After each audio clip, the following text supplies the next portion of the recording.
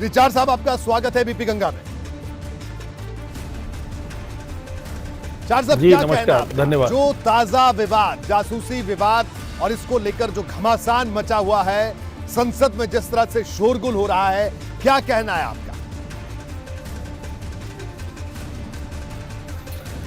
देखिए, पूरे देश ने संसद में जिस प्रकार से कांग्रेस पार्टी सहित अन्य राजनीतिक विपक्षी दलों ने एक जो नकारात्मक भूमिका दिखाई और तख्तियां लेकर लोकसभा अध्यक्ष जी की सीट तक जाना, हल्ला मचाना बेवजह और इस तरह एक तथ्यहीन और आधारहीन विषय पर इस तरह का हंगामा करना, तो पूरा देश देख रहा है कि किस प्रकार से कांग्रेस पार्टी और अन्य विपक्षी राजनीतिक दल हंगामा करने का काम कर रहे हैं, जिसका कोई आधार नहीं, जिसका कोई तथ्य नहीं।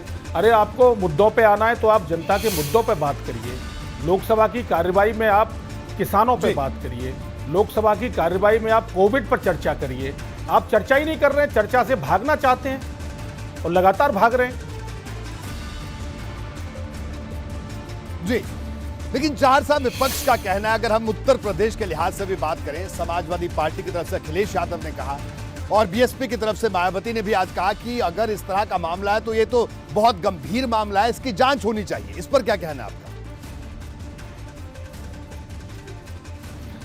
देखिए, ये सब तथ्यहीन है, ये एक षड्यंत्र है और कांग्रेस पार्टी, समाजवादी पार्टी, बसपा, ये जो दल है ना, इन्होंने देश को दुनिया में बदनाम करने का एक तरह से ठेका लिया हुआ है।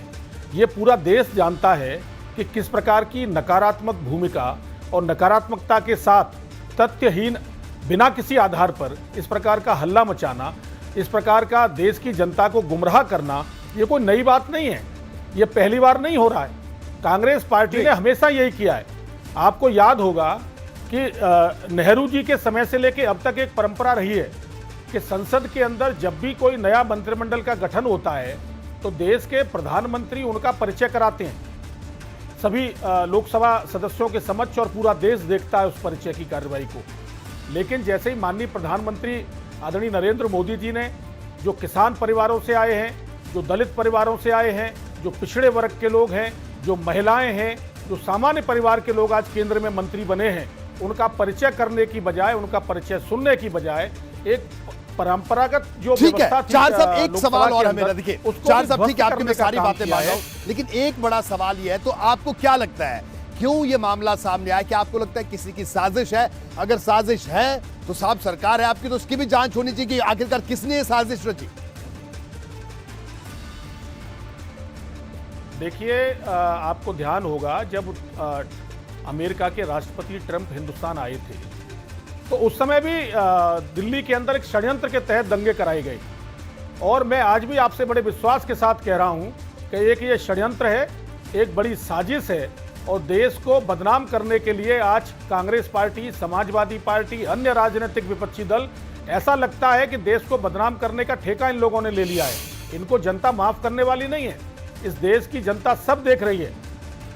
ये जो है अपने जिम्मेदारी और दायित्वों से भाग नहीं सकते। विपक्ष की एक भूमिका होती है, आप सकारात्मकता के साथ आप लोकसभा का सत्र प्रारंभ हुआ है, राज्यसभा में अपना विषय रखिए, लोकसभा में अपना विषय रखिए। पूरे देश की जनता आपको देखे, समझे आप किन मुद्दों पर बात करना चाहते हैं। आप मुद्दों से भाग रहे हैं। हमने कहा है आइए, आप चुनौती है आपको, हम किसानों के मुद्दे पर आप बात करिए, आप कोविड के ऊपर चर्चा करिए, लेकिन आप नए नए षड्यंत्र और नई नई योजनाओं में आप अपने आप को रखते हैं और देश को बदनाम करते हैं। ये षड्यंत्र ही है साहब, षड्यंत्र के अलावा कुछ है ही नहीं, साजिश है।